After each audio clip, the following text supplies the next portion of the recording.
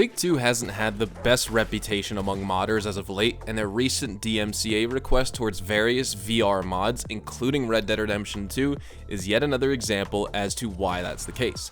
Players should remember that something similar happened with the old GTA games before GTA Trilogy's release. Several great mods got DMCA'd then, and players were left with the Definitive Edition, that many jokingly call the Defective Edition. It was a blatant cash grab, and some people speculate that Rockstar might soon make their own VR versions. Flat2 VR states, "A sad day for the Flat VR modding community. Take-Two Interactive has submitted a quite anti-consumer DMCA request to remove all VR mods for their game, including Red Dead Redemption 2, Grand Theft Auto 5, the Mafia series, etc. And Luke Ross has been quite extremely careful not to use any IP from Take-Two Interactive and Rockstar in his mods. He posts quite a lengthy tweet, but it basically states that Luke Ross received a DMCA takedown notice from Take-Two Interactive about how they want him to remove all of his work from Patreon. The modder argues that he creates the modifications without using Take-Two's software or exploiting their assets. All of this is resulting in that Luke Ross may need to take down all his VR mods for Red Dead Redemption 2, GTA 5, Mafia the Definitive Edition, Mafia 2 the Definitive Edition, and Mafia 3 the Definitive Edition, and even more. And it would be yet another example of Take-Two's anti-gamer DMCAs. And according to the notice, which Ross shared with Kotaku, he's being asked to remove all copyrighted content from his page, but still hasn't been told which specific content is causing him this legal trouble. In the message from Patreon, Ross is told that even if he fights the DMCA takedown notice, which of course he is allowed to do, he will still be forced to remove all copyrighted content from his page. If Ross fails to do so, it could lead to his Patreon page and account being suspended. Now, many want Take-Two to be more lenient when it comes to throwing out DMCAs towards these types of mods. There are arguments to be had on both sides, but it's worth noting that this type of behavior isn't good for the future of other mods and the modding community, and it's yet another example of Take-Two taking down a modder's hard work. The threat of any legal action will likely disincentivize other people from creating their own high-quality mods for the community. It can be especially egregious if companies under Take-Two release their own inferior version, as evident in the GTA Trilogy being a terrible replacement for some modders' attempt at remaking the three games.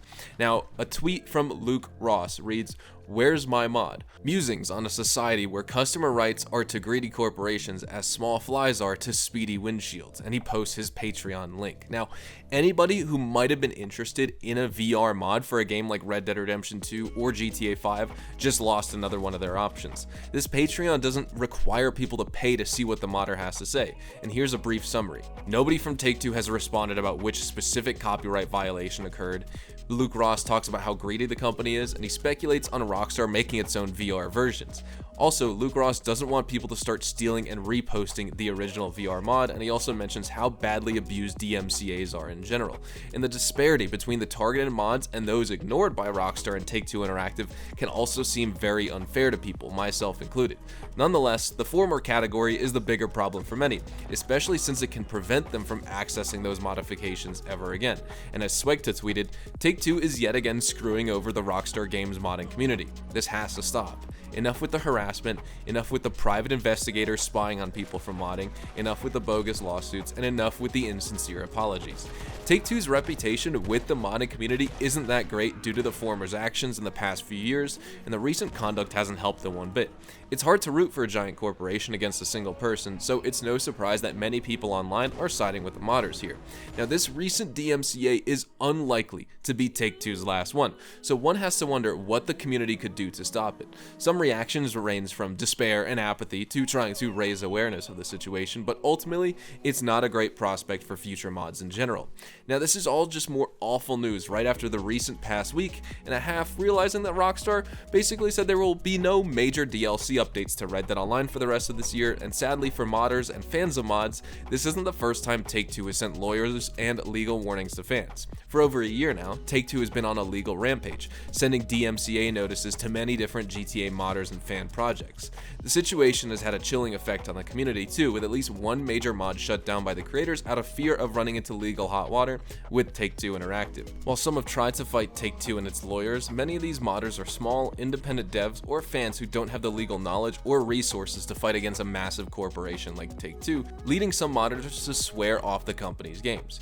Meanwhile, companies like Bethesda are hiring modders, creating tools for their community, or providing them with ways to share their creations with console players. There's a better way to handle a dedicated player base that creates new content for your games, Take-Two, and the unfortunate thing about a mod such as this is that it does not actually modify the game in any way.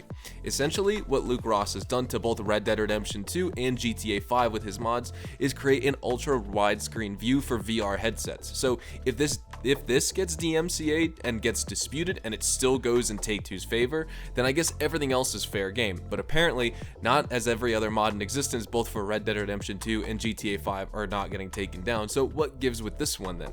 To me, it just reads as an abuse of the DMCA system like we've seen before. Hopefully Luke Ross stands up for it and insists that they point out what they believe is actually copyrighted. It doesn't sound like anything this modder has produced actually includes any copyrighted content from Rockstar and Take-Two, and this really just comes down to Patreon's policies and whether they're willing to do the bare minimum that their customers deserve and ask for specificity. Fair use is usually a phrase you hear thrown around a lot when it comes to copyrighted material, DMCA claims and strikes and more. You know, the reality is that fair use is a last resort when you're in court or being sued for distributing or profiting off of someone's copyrighted material, and typically it doesn't hold up at all. But in the case of Luke Ross, whose mod only applies to games and doesn't mod the games themselves, well, this is actually fair use, and there certainly is no copyright infringement here. Even though there's copyrighted content involved, the mod fits all the criteria that would typically be used to determine the fair use. And because they don't actually infringe on the copyrighted material in any way, both Red Dead Redemption 2 and GTA 5 and then Luke Ross's display and resolution mod are totally separate from each other. Unlike, say, for example, a mod bringing an entire map from one GTA game to another. While absolutely insane how someone pulled that off and with that amount of quality, unfortunately that will never be seen again because Take-Two DMCA'd that mod creator as well, and that is the true definition of copyright infringement. Regardless, I don't think Take-Two should have done that because it surely is not hurting their business from porting one map from a super old game that's almost 20 years old to a new one in any realistic way, but sometimes they do this probably to make sure that they limit how many mod creators go above and beyond, and that only leads to stifling, limiting, and hurting the modding community as a whole. But with that said, I think that's all we have time for today. What do you think about this deal between Luke Ross versus Take-Two as well as Rockstar Games? I'm definitely on the side of Luke Ross here. He's not infringing on any copyright. Take-Two is just abusing the DMCA system as usual. We will see what happens here, but hopefully you all enjoyed the video today, and if you did, hopefully I earned your like on it. And of course, if you are new to my channel and you want to stay up to date with all the best Red Dead Online, GTA Online, and Rockstar Games content as a whole, consider hitting that subscribe button so you don't miss out on a single thing we post here on the channel. We consistently talk about updates, news, information, tips, tricks, and even leaks, and we'll keep you guys updated here on the channel daily, so make sure you hit that subscribe button. If you want to follow me over on Twitch, Twitter, and Instagram, those are the best places to get connected with me outside of YouTube, and you're more than welcome to ask me any questions on those platforms. You can follow me at HazardousHDTV, and all of my social media links can be found in the description down below. That being said, thank you all so much for watching, everyone. I hope you all have a fantastic rest of your day and the rest of your weekend, and I will see you guys in the next Red Dead Online video. Adios, amigos.